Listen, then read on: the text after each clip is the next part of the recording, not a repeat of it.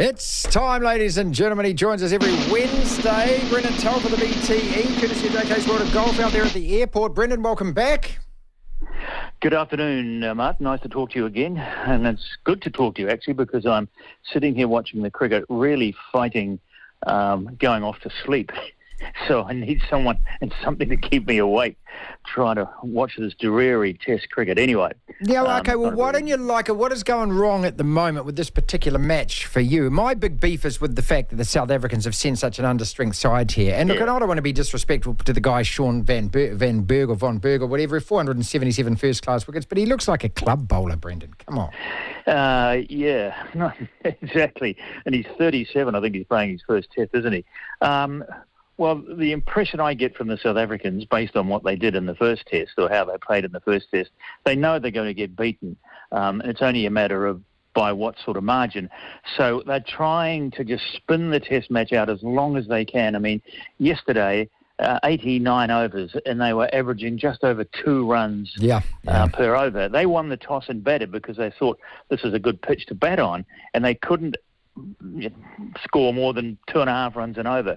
This morning, in that first session, and New Zealand is complicit here, I suppose, in this as well, between them they scored 49 runs of the two teams this morning for the loss of 5 wickets, and the run rate was 2.01. It's slightly faster and quicker in this afternoon session. But, you know, I'm thinking when I see these New Zealand bowlers, like they were yesterday, our pace bowlers, struggling to dismiss South Africa E. They took 3 wickets, the pace bowlers, yesterday, and Ravindra took 3. And the Australians are here in a week or so's time, and they're sending their full-strength side. The best cricket team in the world, I would say, with all due respect. No, they are. No question. England and India. And that's the other contrast. What a fantastic series that's been so far. It's a 5-test match series. The third one can't be far away. It's Bazball versus Sharma ball, and it just rollicks along at a fantastic pace. And then you look at this stuff here, and it's like watching live coverage almost of club cricket.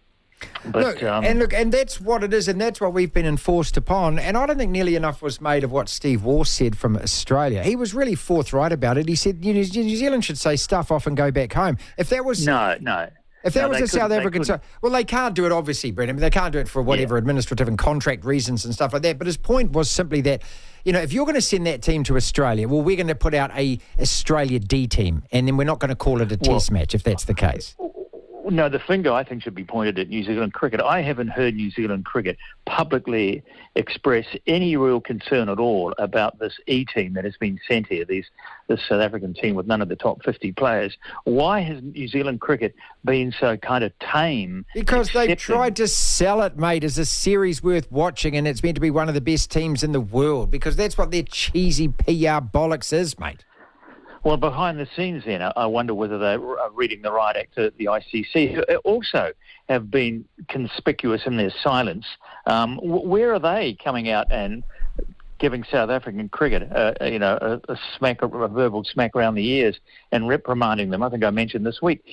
They should be fined. They should be losing World Test Championship points. But everyone just seems quite happy with what's happening. Well, no, I don't think so. I just think that whoever is actually a dissenting voice won't get any publicity and certainly won't get any media coverage, mate. I mean, unless you're Steve Waugh or somebody like that, everyone just turns and looks away. If you listen to the TVNZ commentators, I'll tell you what your best bet is. Turn on the Sens commentary with Daniel McCarthy, Coney and Ian Smith.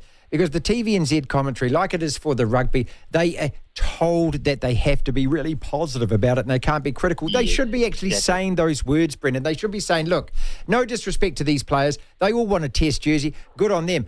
But 56 of them have been left behind, Brendan. So none of these guys would be here if that's the case. And as I said, I keep thinking that in a couple of weeks the Australians are coming here. Yeah. Now, just on the question of our quicks at the moment, we've sort of patting ourselves on the back and saying we've got a good kind of group of fast bowlers. We've got about 6 or 7 of them. In fact, two of our, you'd imagine, first choice speedsters, Jamison and Ferguson, aren't even playing in this test match. They're being rested. But yesterday, as I said, there was our top-rate, quicks and pace bowlers struggling to make any impression on this South African E team. And the Australians are here in a couple of weeks. And I tell you what, I imagine also the Australian quicks, the likes of Stark and Hazelwood, and those two in particular, and Cummins, will be licking their chops at the thought of getting on these slightly greener wickets here in New Zealand, and making merry hell with this New Zealand side. So I fear for this series against Australia. I think I read somewhere the other day that we've only won one test against Australia from the last 31 we've played. And look, we've won 6 in total in 45. The last one was in 2011. The one before that, Brendan, was in 1993. They're generational, which is why I would have thought when I read the headline this morning that Trent Boult is back, I thought, thank God for that. He wants to play against us. Oh, no, hang on a second. It's the T20 series. T20. It's the T20. Well, I wouldn't be pointing the finger so much at Boult as I would again New Zealand cricket. Maybe they should be taking a leaf out of the New Zealand Rugby Union book and putting these restrictions in place. If you want to play for the Black Caps, like the Rugby Union says to the rugby players here, if you want to be an All Black, son, these are the regulations you've got to abide by. One of them, that's still a contentious issue after all of these years, is you've got to play your rugby here. Now, whether you can absolutely do the same in cricket, I don't know. But New Zealand cricket should be taking a strong break. I saw Stead at lunchtime in an interview about Boult saying, asked to explain how the situation is evolving with Boult, and he said, well, what we do, we sat down with Boulty and we asked him, what can you do and where can you fit into our schedules? And I'm thinking that's a complete reverse of the way it should be.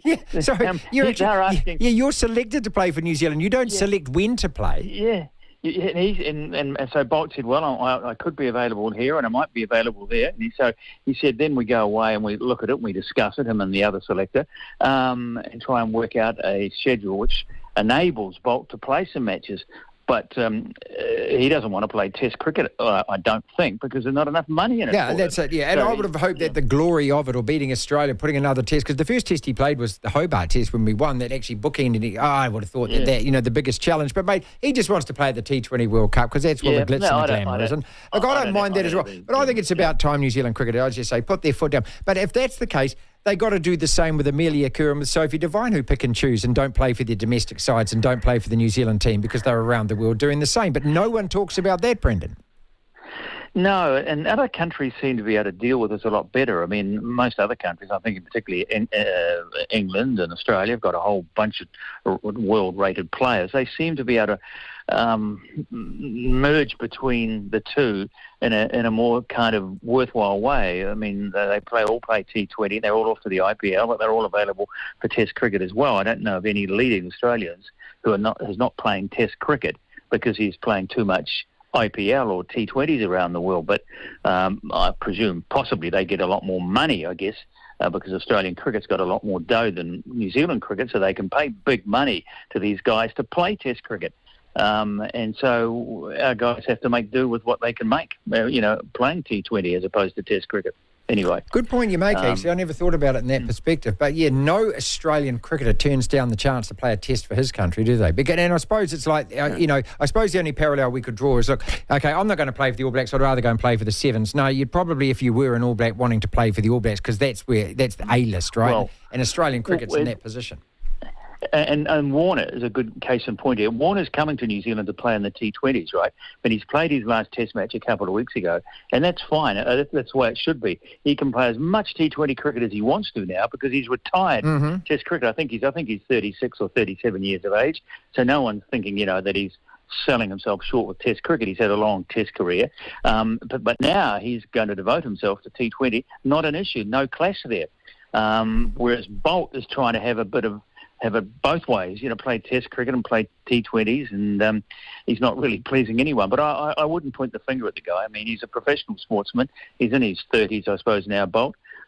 He's got to make every cent count. Yeah, at the same time, the reason that he's earning so much money playing T20 cricket is because he did actually play for New Zealand. That's where he's got his start, and you would hope that he would actually want to put something back into that. Or not. I just want to replay Mr. Miles Davis talking about you, and I was telling him that, Telf's got this theory. Look, it's just about results. It's not about entertainment. Hey, hang on a second. You could accuse the beloved Brendan. Look, Miles just says it's about entertainment. Football's about entertainment. Sport's about entertainment. He said, what do you know? He said, it's not. It's results-driven these days. That's all that counts. That's talking about the management, the ignorant twat. I wouldn't expect him to bloody know like that. Frankly, he should have been in a home 30 years ago. The fact that he's still out at large is, absolutely baffles me. You can return serve, Brendan. Well, if he would stop drinking quite as much as he does, you might be able to understand some of the words that are slurping out of his mouth. I couldn't really understand much of what he was trying to say there. 30 years, I don't know, but well, okay, he's entitled to his opinion, I suppose. Aren't we all? Yeah. That's what we do. We just talk sport, mate. I mean, the only thing you get right is a result, and if you don't get that right, well, you can pretend that you actually made a mistake, and the rest of it is just, who cares, really? It's just debate, isn't it? Let's talk about the Halberg Awards, and I've already chosen my moment of the year, and I know that you don't really like that award, so I just want you to go through the others, and reminding people that the Supreme Award is judged from the sportswoman, sportsman, team and coach, isn't it? So the winners of those go in. Okay, so again, it's an impossible exercise and an inexact science, but in the sportswoman, you've got Courtney Duncan, who's just been dominating motocross. You've got Elise Andrews winning World Championship gold medals, Erica Fairweather in swimming, and her World Championship in the pool, which has just happened, can't, of course, go into these awards. Lisa Carrington, who wins the World Championships every fortnight they held, and Zoe Sadowski-Sinnott, who won it all last year. So, I mean, it's impossible, as I say, to try and figure out what between motocross and snowboarding, but who do you think is going to win that one? Well, you have to look at, again, the kind of, regulations and the guideline put down by the Halberg Trust in their kind of constitution. They want excellence in international sport, so therefore I don't think it's that difficult. I mean, Lisa Carrington won another 3 world canoeing titles last year, 2 of them in singles events, the 200, the K200 and the K500 from memory, and then she was in the K4 500 as well. So I think she's clearly got the best international record. The others have all had great years, I accept that. And certainly Duncan was their fourth, I think, world motocross I think it's third in a row or something. But that doesn't mean anything. It's only about what she did in 2023. Now, I like Sadowski-Sinnott as well. Something about her. She's just a very classy kind of person when she's on the ski slopes.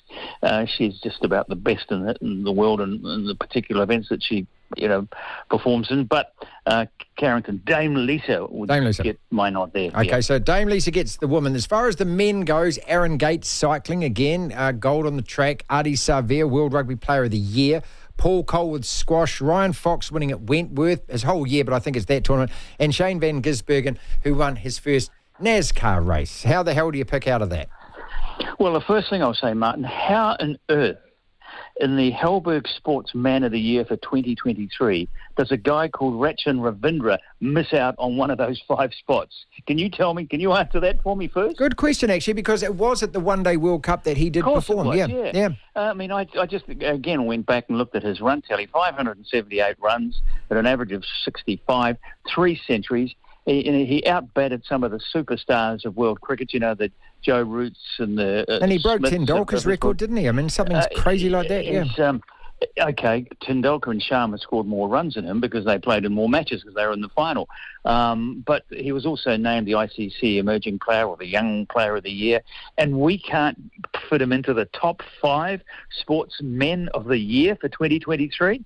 I mean, I've got nothing against those guys, the names that you've just reeled off, and they've all got good CVs from 2020, but Ravindra should be there, but he's not. I imagine he certainly might be in it this year for his double century, and he's at the wicket at the moment, scoring runs pretty freely as well. But anyway, of the 5, I was literally going for Paul Cole because I thought he'd won the World Squash Championship. It was the US Open that he won. Aaron Gate, I think I'd probably have to go for him because he won a world title, didn't he, last year, the points race at the World Cycling Championships. Adi Savir, yes, good, solid year of rugby. You've got to pick out a guy out of a team. He's the only one playing a team sport out of those 5 names. Yeah. And I think I think cricket is actually easy to determine because it is a team of individuals playing a team sport. So, go back to your point there. So, Ryan Fox, had a fantastic year. He didn't win a major, though. Got close to it with the British PGA, which is the number 2 event in golf in Europe behind the Open Championship, the British Open. And it was a field that comparable in quality to the one that you would expect and usually see at the Open. So he was close. but I'd give it to the cyclist. Okay, all right, let's go team of the year. Van Gisbergen wasn't far behind him either, just because of his versatility. Everything he does, he seems to succeed at, doesn't he, this guy? Team of the year, the All Blacks, who didn't win the World Cup. The All Blacks, the men's sevens and the women's sevens that won their circuits, but I defy anyone to name all members of the team and tell me all of those events in the circuit. The Warriors, who got top four, and the women's K4 500 World Championship canoers. Yeah, well, I'd go to the canoers again because they were the clear world champions.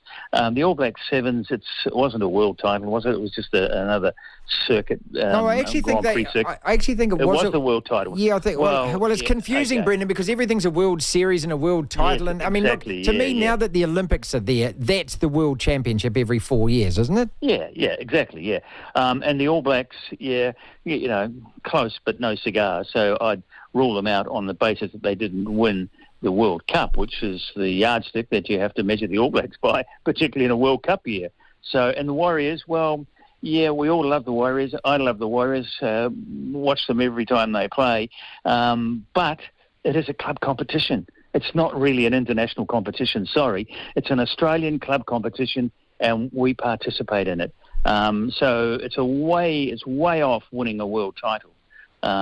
They didn't win the title either, as far as that goes. But even if they were to win it this year, which Andrew Webster is telling us, well, they probably are going to win it this year.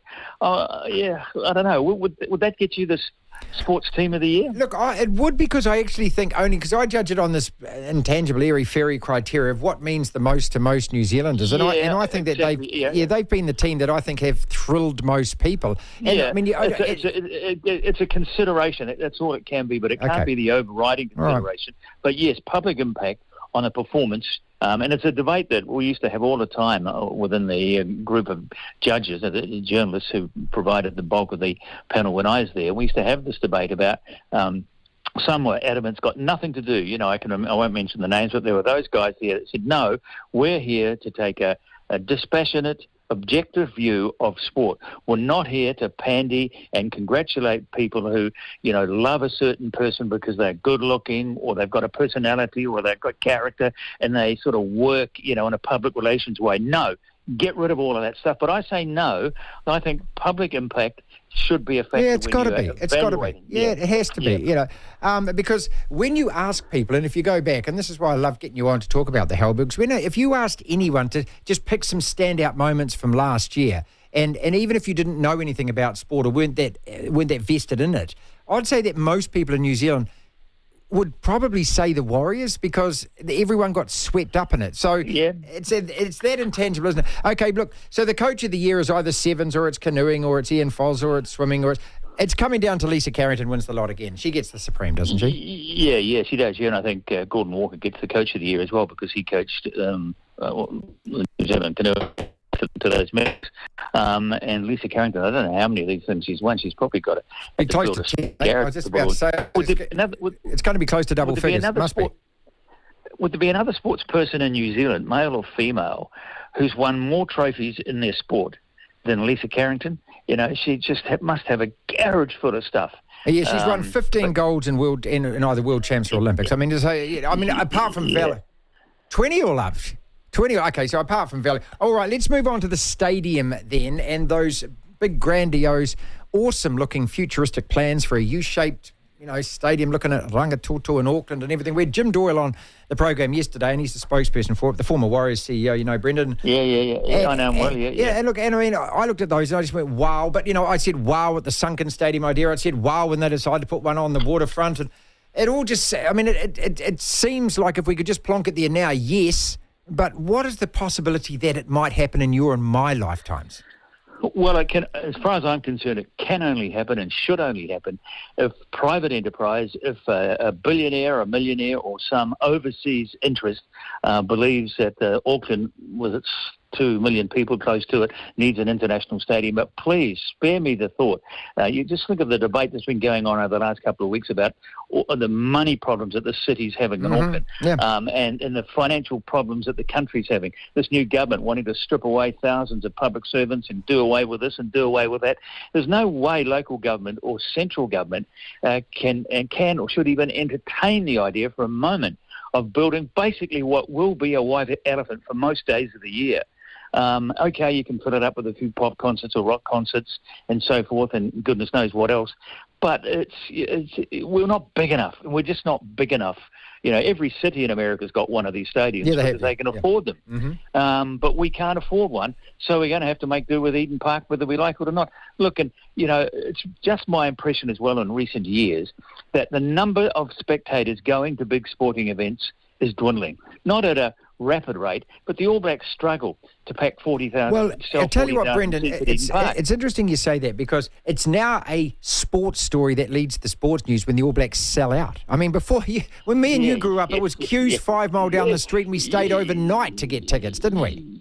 Yeah, that's it. My father used to go into Wellington on a Friday night and sleep in a truck outside Athletic Park and Rental Street so he could get a ticket. Two tickets to the game. But, you know, okay, the world has changed a lot since then, obviously. But I suppose there's so much sport on television now that you don't really need to go to sporting events anymore, and so people don't go in the numbers that they did, and tickets can cost an arm and a leg as well because of all of the salaries you've got to pay the people who are performing in these stadiums.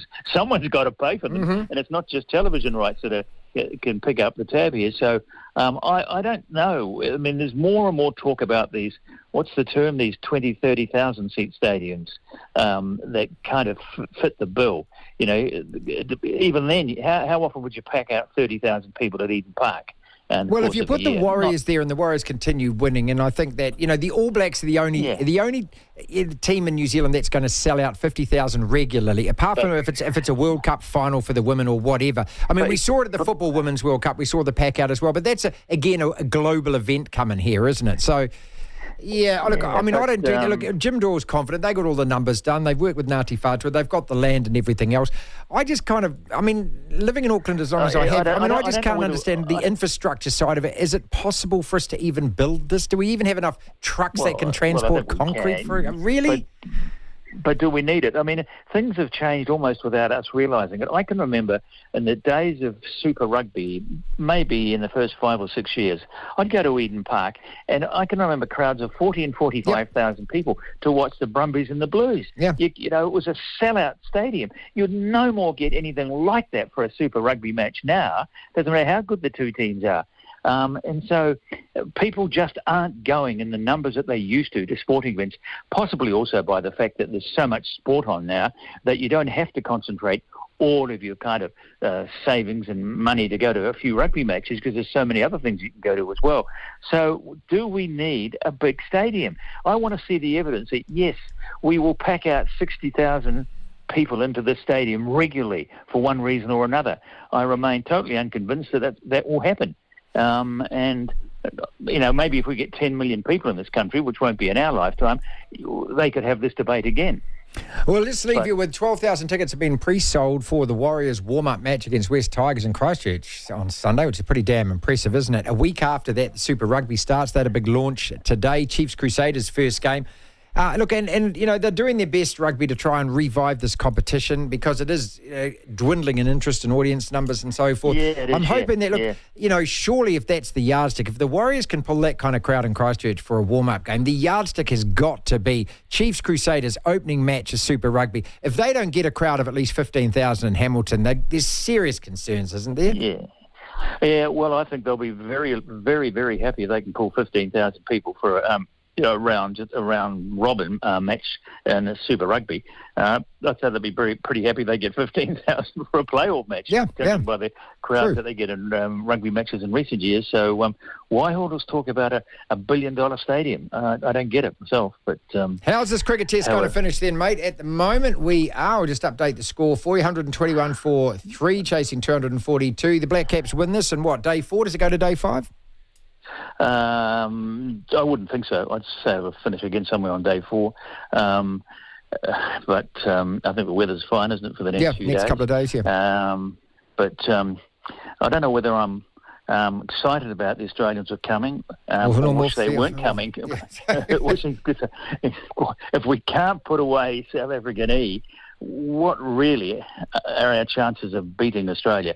Unless they're just going through the motions. No, mate, they're wounded. They lost to the West Indies. They're coming here to kick us to death, is what they are. No, I'm saying our guys. Oh, our guys might be just going through the motions here. Incidentally, speaking of cricket matches, I stayed up last night and watched the T20 match between the Windies and Australia until Australia started losing, until when Maxwell went out and they were 6 for 150. There's a cricket match for you. You know, these two teams have been scoring over 200 runs in most of these T20 matches they played. And last night, the Aussies and the commentators absolutely believed Australia was going to run down the 221 last night. And in the end, they didn't get anywhere near it. But the Windies, I think they're on the comeback. They've got quicks. They've got these guys that are bowling 145 to 150 Ks, and they're fast and they're accurate. And they won that test a couple of weeks back against Australia. So I think the T20 World Cup, I think, is in the Caribbean this year, isn't it? With America and the Caribbean. Yeah. I'd be dark horse. Very keen to see how good they'll go. I think they've won it before. I don't know whether they're good enough to win it this time. I don't know. But that performance of theirs last night at the bat, these two guys batting, can't remember the names now because I was half asleep. They were 3 for 17 at one stage, the Windies, and they got to 221 for 6. Well, first T20 between us and Oz is next Wednesday. Brendan, thank you so much for that.